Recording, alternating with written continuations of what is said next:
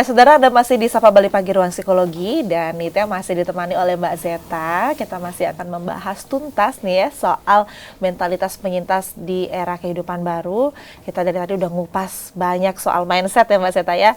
Terakhir kita bahas soal mindset tetap dan mindset growth, itu dua itu kita sudah bahas satu-satu yang membedakan apa. Sampai kemudian Nitya terakhir juga kita bahas soal yang zona-zona ya Mbak Zeta ya. Zona ketakutan, kemudian zona belajar dan zona bertumbuh gitu. Ternyata keluar dari zona nyaman itu tidak hanya quote aja loh saudara, ternyata ada ilmiahnya juga ya di psikologi. Mas Zeta, tadi kan kita berbicara soal zona-zona yang 3 itu tadi, kita kan harapannya semakin hari kita semakin maju nih ya, semakin upgrade zonanya dari takut, belajar, sampai bertumbuh. Tapi mungkin nggak Mbak Zeta, Nitya udah ada di fase belajar nih, tapi tiba-tiba Nitya mundur lagi ke fase ketakutan. Itu mungkin terjadi nggak Mbak Zeta? Mungkin, sangat mungkin. Ya, Oke. Gitu. Jadi kita mengenal mungkin kalau istilah bahasa Inggrisnya itu adalah self-sabotage gitu, atau menyabotase diri sendiri. Jadi ibaratnya kita sedang ada dalam satu misi gitu kan ya, misinya sedang dijalankan, terus tengah-tengah kita mundur lagi karena nggak jadi, misinya terlalu susah gitu. Jadi kita abort mission, mundur seperti itu. Ragu-ragu gitu ya Mas Zeta ya? Jadi ragu-ragu karena satu dan lain hal, karena memang seperti tadi yang Nitya ungkapkan gitu, tidak semua orang bisa melihat perjalanan bertumbuh atau growth itu dengan tidak semua orang bisa punya growth mindset gitu dalam satu kurun waktu yang cukup lama, karena kadang-kadang ketika menghadapi satu kesulitan, hambatan, terus kemudian saya jadi ingat kenapa saya nggak mau growth mindset, karena lebih gampang saya fix mindset misalnya gitu. Ada yang seperti berarti itu. Kalau misalkan self sabotage itu kita lebih negatif thinking gitu ya, lebih ragu-ragu gitu kurang lebih ya Mbak Zeta ya. Gimana itu ciri-cirinya Mbak Zeta? Sebenarnya kita bisa bagi dalam 3 hal ya gitu, dalam pemikiran, kemudian dalam perasaan, dan juga dalam perilaku begitu. Jadi kebiasaan-kebiasaan kita untuk menyabotase diri kita sendiri itu terdiri dari 3 hal tadi. Misalnya kalau dari segi pikiran begitu, katakanlah tadi negative thinking. Kalau fixed mindset kan itu sudah pesimis sekali, nggak bisa ngapa-ngapain. Sementara kalau negative thinking itu kayaknya bisa tapi kok susah ya gitu ya. Jangan-jangan nanti saya nggak bisa, jangan-jangan nanti saya jatuh, jangan-jangan nanti saya diolok-olok misalnya. Hal-hal yang seperti itu yang membuat orang jadi tidak bertumbuh gitu. Atau sebaliknya merendahkan atau underestimating baik diri sendiri maupun orang lain gitu. Jadinya nggak berani bertindak, ragu-ragu, harus dapat persetujuan gitu dari orang lain misalnya gitu. Itu yang dari pikiran, kognitif. Kemudian kalau yang dari perasaan ya, kalau dari perasaan salah satunya tadi ya, tidak terima kritik itu termasuk juga. Jadi kita sudah mulai belajar nih, tapi ternyata ada orang yang kritikannya terlalu keras untuk kita gitu. Terus kita mundur lagi ke fixed mindset. Tuh kan makanya kenapa saya nggak bisa ini, karena saya nggak bisa terima saran misalnya seperti itu. Tapi kalau misalnya kita sudah belajar ke growth mindset, maka sekeras apapun masukan yang kita dapat, sekeras apapun kritikan yang kita dapat, kita akan menjadikan itu pembelajaran dibandingkan itu sebagai satu kesulitan. Seperti itu. Kita mundur lagi jadinya ke si fase ketakutan itu ya Mas Zeta, itu dari perasaan. Kemudian yang perilakunya yang paling kelihatan apa Mas Zeta? Salah satunya ini mudah puas ya gitu. Sudah segini juga sudah sudah cukup, yang terbaik segini juga sudah cukup gitu. Saya sudah mengupayakan banyak hal di sini. Itu sebenarnya salah satunya. Kemudian juga akhirnya jadi mudah putus asa selain karena mudah puas gitu kan. Karena nggak akan bisa nih yang seperti ini gitu. Kalau misalnya dengan kemampuan saya yang seperti ini, saya nggak akan bisa berguna atau bermanfaat bagi orang-orang di sekitar saya gitu. Karena untuk diri saya sendiri aja saya masih susah misalnya seperti itu.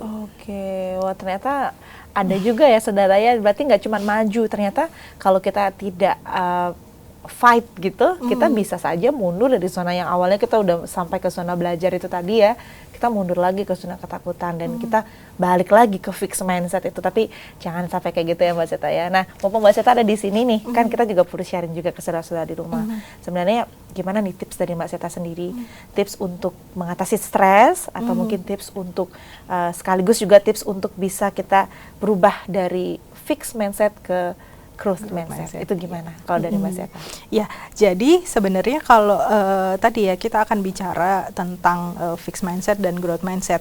Pastinya akan ada stres yang muncul dari situ gitu. Karena orang tuh diminta untuk bergeser begitu atau berpindah dari tempatnya semula begitu, dan itu memang tidak menyamankan. Karena stres itu kan akhirnya menimbulkan perasaan gak nyaman, terganggu seperti itu gitu. Nah, kalau untuk saya sendiri sebenarnya saya mencoba untuk menerapkan atasi stres itu juga dengan stres gitu. Ini ada singkatannya ya. Baik, gimana itu Mbak Zeta? Jadi kalau stres itu kan terdiri dari S, T, R, E, dan S ya gitu. Jadi S itu saya perlu sadar gitu, sadari bahwa oh ya sekarang kondisi saya ini sedang stres gitu. Banyak orang yang tidak sadar dirinya sedang dalam kondisi stres sehingga itu malah memperparah gitu. Karena mereka mencoba untuk menyangkal, enggak, saya enggak stres, tapi pola tidur berubah, pola makan berubah, pola berinteraksi dengan lingkungan berubah begitu. Jadi yang pertama S-nya itu harus kita sadar dulu. Begitu bahwa oh ya, saya sedang ada dalam kondisi stres, saya akan coba lebih lanjut lagi mengenali ini stresnya seperti apa. Padahal itu juga agak sulit ya Mbak Zeta ya, sadar kalau kita stres ternyata juga betul, curhat ya diri sendiri. Begitu. Nah kemudian dalam situasi stres itu yang kedua yang perlu kita lakukan setelah kita sadar, kita perlu T, temukan. Temukan ini ada banyak orang juga yang memilih untuk menemukan, saya mau menemukan masalahnya aja. Ada yang langsung memilih untuk saya mau langsung solusinya saja gitu. Itu tergantung juga dari masing-masing ya. Biasanya kalau orang-orang yang fixed mindset itu akan lebih fokus pada masalah.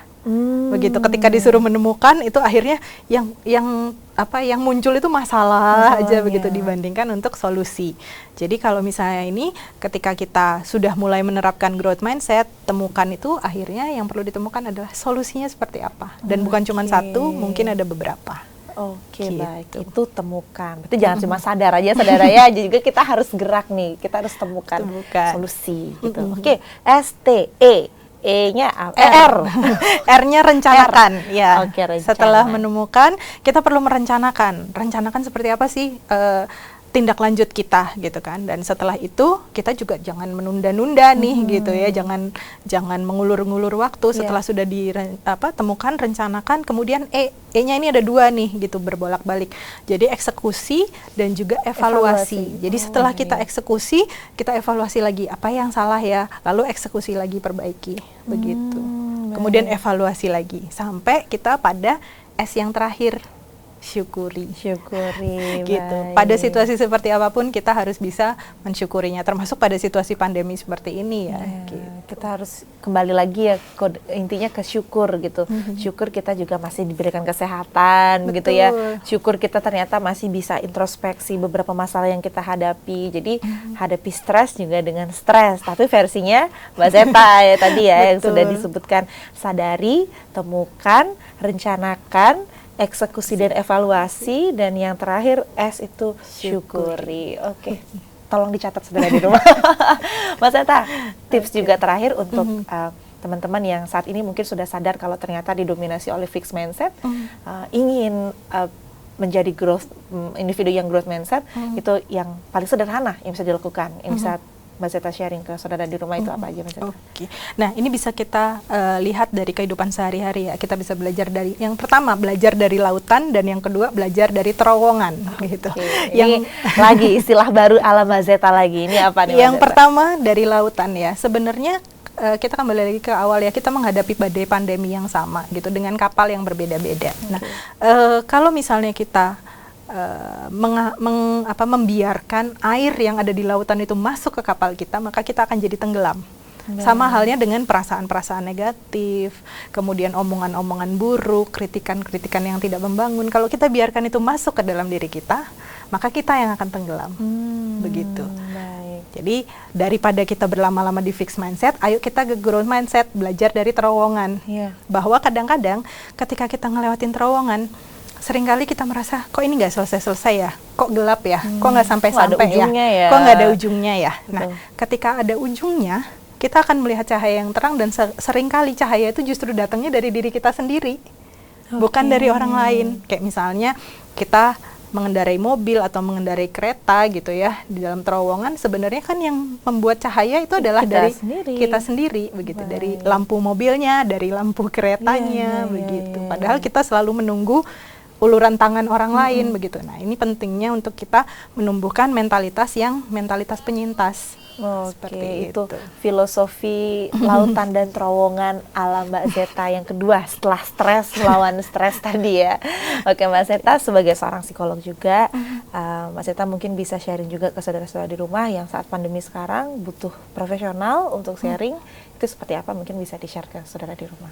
Oke, ya, tapi memang ada perlunya ya Nitya ya. Kalau misalnya memang kita nggak merasa tidak bisa survive dengan diri kita sendiri, ada baiknya kita segera mencari bantuan dari profesional. Nah, untungnya dari HIMSI Pusat sekaligus juga HIMSI Bali, ini kami ada program yang bekerja sama juga dengan salah satu provider di Indonesia, yaitu call center sejiwa 119 extension 8. Ini ada layanan konsultasi psikologi gratis. Oke, gratis, dan siapa tahu juga teman-teman ada yang membutuhkan. Dari tadi di 119 extension 8 itu untuk HIMSI, dan nanti siapa tahu juga bisa sharing dengan Mbak Zeta langsung. Kita nggak terasa udah 4 segmen Mbak Zeta. Kalau bisa lebih banyak lagi, bahkan lebih banyak lagi kita bisa sharing. Tapi mudah-mudahan apa yang sudah Mbak Zeta sampaikan tadi juga bisa sangat bermanfaat untuk teman-teman, khususnya yang sedang survive menghadapi pandemi ini. Semoga kita bersama-sama bisa mengubah mindset begitu ya, dari yang fix ke growth, sehingga nanti kita bisa lebih siap lagi menghadapi semua tantangan-tantangan, perbedaan atau adaptasi-adaptasi yang seharusnya kita hadapi di masa yang akan datang. Terima kasih Mbak Zeta. Sama-sama. Sehat selalu, stay sehat, safe, bahagia selalu. Bahagia selalu, itu harus ya Mbak Zeta ya. Oke. Dan saudara, itu dia tadi perbincangan Nitya dengan narasumber kita hari ini ya. Kita sudah membahas tentang mentalitas penyintas di era new normal, dan Nitya juga ingin mengingatkan kepada saudara di rumah untuk jangan lupa like, share, dan juga subscribe tayangan YouTube Kompas TV Dewata. Dan untuk bisa melihat tayangan Sapa Bali Pagi Ruang Psikologi yang sudah sebelumnya juga, teman-teman bisa cek di channel YouTube kami di Kompas TV Dewata, Sapa Bali Pagi Ruang Psikologi. Jangan lupa juga untuk follow Instagram kami di Kompas TV Dewata, dan juga @Facebook kami di Kompas TV Dewata. Dan itu yang mewakili siap kru yang bertugas mengucapkan terima kasih atas perhatian dan juga kebersamaan Anda. Selamat pagi, selamat beraktivitas, dan jangan lupa untuk tetap ikuti dan patuhi protokol kesehatan yang telah dianjurkan oleh pemerintah. Om Santi Santi Santi Om.